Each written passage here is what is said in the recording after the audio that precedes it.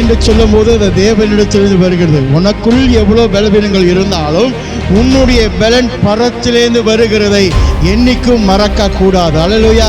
Your strength will be provided by the heavenly Father. அல்லேலூயா. எப்பொழுதுமே சிந்தித்து கொள்ள வேண்டும். என்னால முடியல, உன்னால ஒண்ணும் முடியாது. ஏன் தெரியுமா? தேவனுடைய பலன் உனக்குள்ளாக இல்லைன்னா எந்த காரியமும் உன்னுடைய வாழ்க்கையை செய்வதற்கு உன்னால முடியாது. தேவ பலன் உனக்குள்ள வந்துருச்சுனாக்க அப்பாற்பட்ட காரியத்தையும் உன்னால செயல்படுத்த முடியும். காரணம், நீயும் நானும் ஆராதிக்கிற தேவன் அப்பாற்பட்டது கொடுக்கணும், அப்படிதான் கொடுக்கணும்னு உலகம் பார்த்து கொடுக்கும். ஆண்டவரும் பார்த்து தான் கொடுப்பார். ஆனால் பெஸ்டானதை கொடுப்பார் நமக்கு.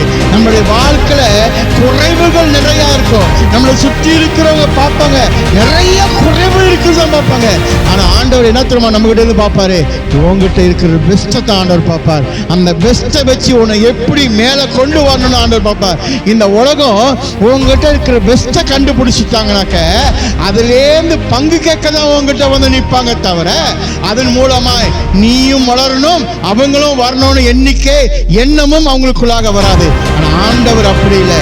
உனக்குள்ள இருக்கிற அந்த பெஸ்டான தன்மையை அவர் கண்டுட்டார்னா உன்னை வச்சு செய்கிற வேலையே வேறையாக இருக்கும். அல்லேலூயா.